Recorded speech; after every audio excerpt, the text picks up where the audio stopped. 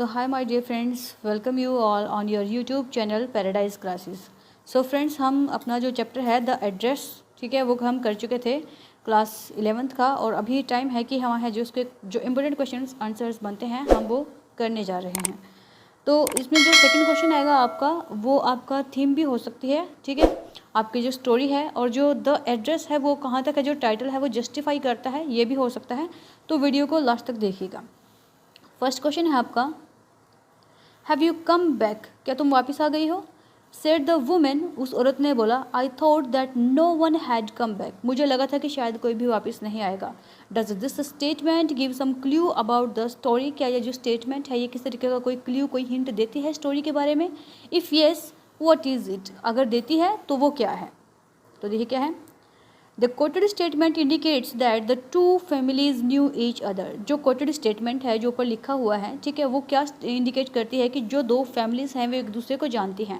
When the war was going on some people left their homes to take refuge in distant land, कि जिस time पर जो वार है वो चल रहा था, जब युद्ध चल रहा था, तो जो कुछ एक जो मेंबर हैं, कुछ एक जो लोग हैं, वो अपने अपने घरों को छोड़ करके कहीं दूर की जगह पर है, जो कहीं दूर की लैंड पर है, जो रिफ्यूज़ यानी कि आश्रय लेने के लिए चले जाते हैं।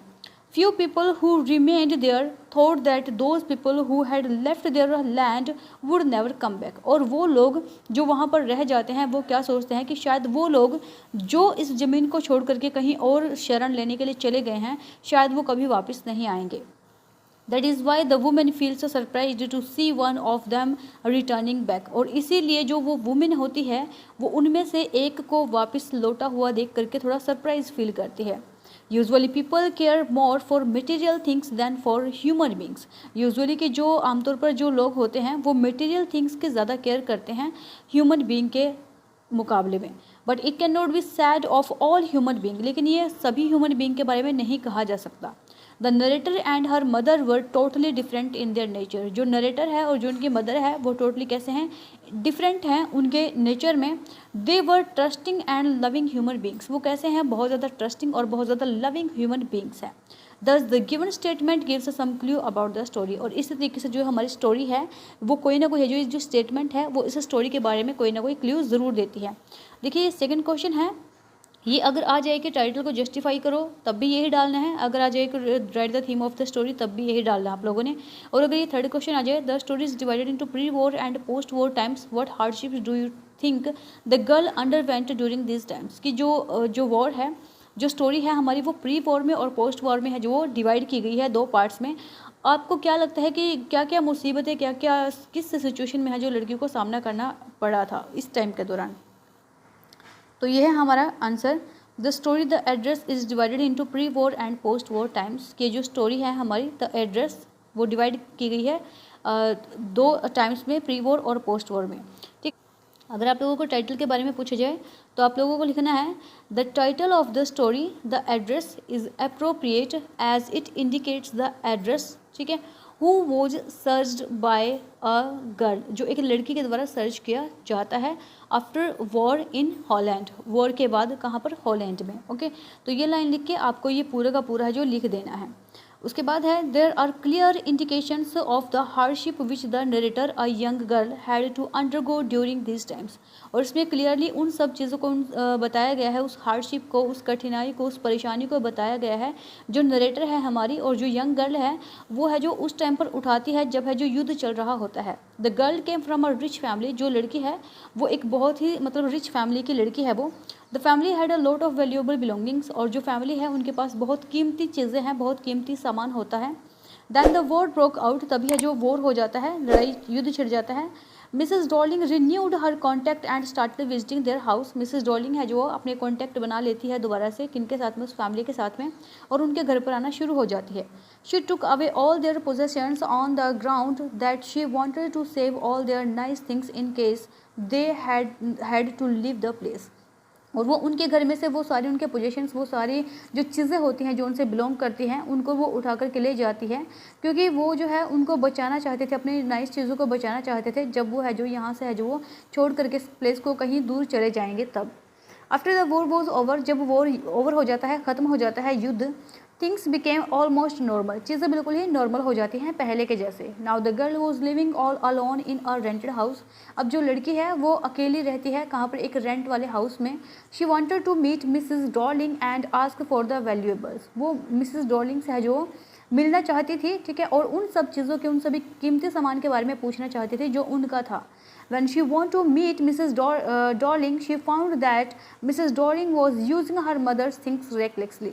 जब वो मिसेस डॉरिंग से है जो मिलती है, ठीक है, went to meet, जब वो जाती है मिसेस डॉरिंग के पास में उससे मिलने के लिए, तो वो क्या देखती है कि जो मिसेस डॉरिंग है वो उसके मदर के जो सामान है उसको बड़े ही रेकलेसली तरीके से यूज़ करती है।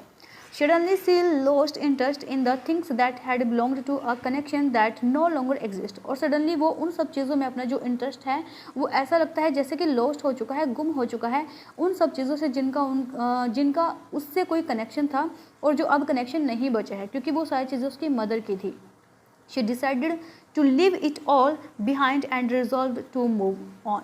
वो डिसाइड करती है कि इन सब चीज़ों को पीछे छोड़ देगी और कहाँ पर है जो वो आगे बढ़ जाएगी, ठीक है। तो ये जो क्वेश्चन है आपका, ये हर एक क्वेश्चन में फिट बैठ सकता है। अगर कोई क्वेश्चन ऐसा आ जाए इस चैप्टर से जो आपको ना आता हो तो आप इस क्वेश्चन को लिख सकते हो। थर्ड क्वेश्चन है हमारे पास, why did the narrator of the story want to forget the address, कि जो हमारा नरेटर है, इस स्टोरी के नरेटर है, वो उस एड्रेस को क्यों भूल जाना चाहती हैं।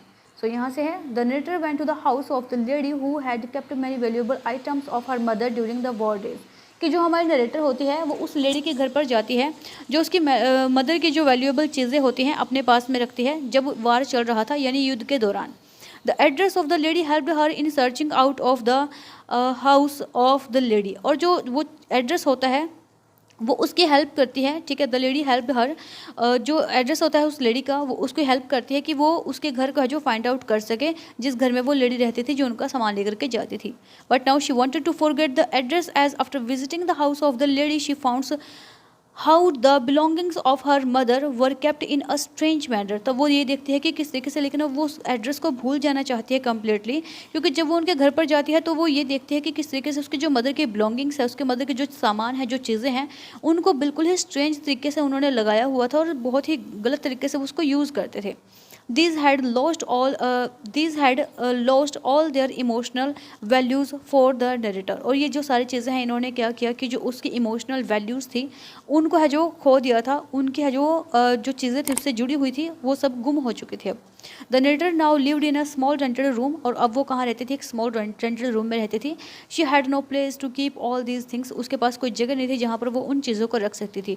तो आप लोग क्या कर सकते हो, इसमें भी सेकंड क्वेश्चन है जो हमारा, वो आप हाफ उठा करके, बीच में से उठा करके और लास्ट तक इसको कम्प्लीटली लिख सकते हो।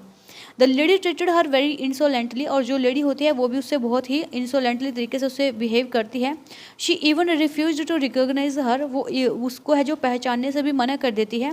She did not let her come in to the house, वो उसको घर पर भी आने की परमिशन नहीं देती है।